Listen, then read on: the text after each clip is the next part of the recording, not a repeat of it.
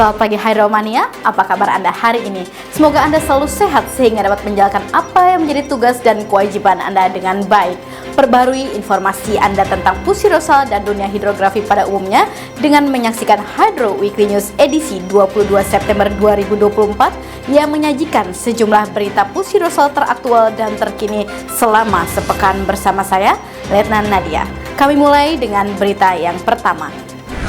Dan Pusirosal Laksamana Madya TNI Dr. Budi Purwanto STMM didampingi Ketua Gabungan Jala Senasri Pusirosal Nyonya Diah Budi Purwanto mengikuti olahraga bersama Kepala Staf Angkatan Laut Laksamana TNI Dr. Muhammad Ali SEMM MTR Opsla bertempat di lapangan Trisila Mabesal Cilangkap Jakarta Timur pada Selasa 17 September 2024. Kegiatan ini dilaksanakan sebagai salah satu rangkaian peringatan Hari Ulang Tahun ke-79 TNI Angkatan Laut yang diselenggarakan khusus untuk mempererat tali silaturahmi.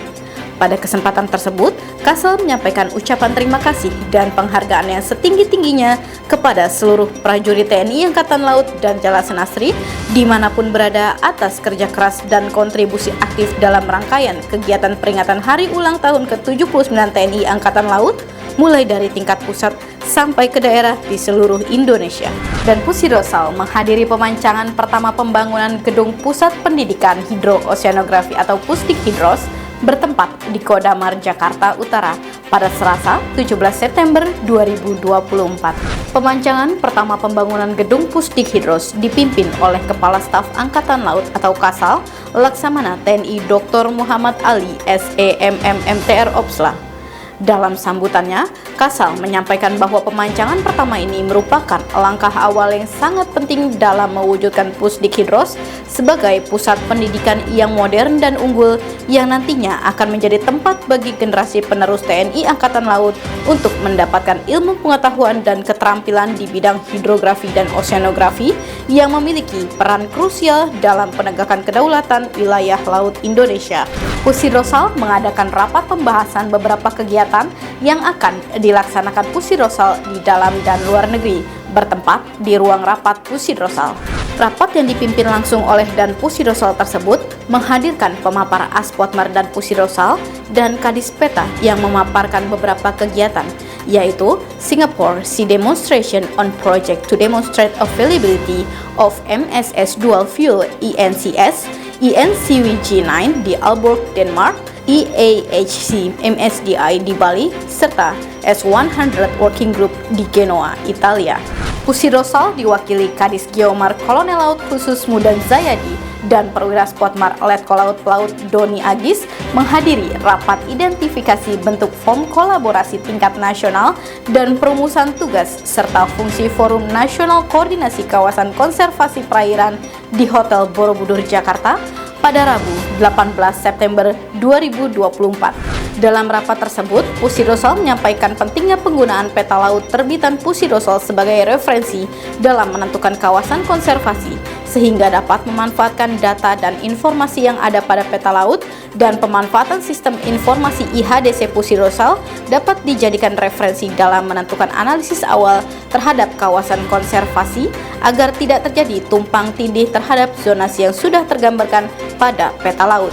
Pusirosal menghadiri konsinyering kajian hukum internasional tentang pengaturan kabel bawah laut di wilayah yurisdiksi Indonesia pada Rabu 18 September 2024. Pada kesempatan itu, Paban Ops Pusirosal sebagai salah satu narasumber memaparkan tentang latar belakang pembentukan Timnas Penataan Alur Pipa dan atau kabel bawah laut dan mekanisme proses bisnis pipa dan atau kabel bawah laut berdasarkan Kepmen KP 42/2022 serta tantangan yang dihadapi Timnas dalam implementasi mekanisme proses bisnis penataan alur pipa dan atau kabel bawah laut. Asop Surta Dan Pusirosal Laksamana Pertama TNI Dwi Jantarto STMT hadir sebagai salah satu narasumber dalam Focus Group Discussion atau FGD tentang prosedur security clearance dan harmonisasi pemanfaatan ruang bawah laut melalui updating data migas offshore bertempat di Hall Adem Ayem Solo, Jawa Tengah pada Kamis 19 September 2024. Pada kegiatan tersebut, Asop Surta Dan Pusirosal memaparkan bahwa data kelautan di sektor migas sangat penting untuk perbaharuan peta laut. Hal ini sangat berguna untuk melindungi aset migas di laut, membantu negara dalam memenuhi kebutuhan data kelautan, dan isu penataan ruang laut.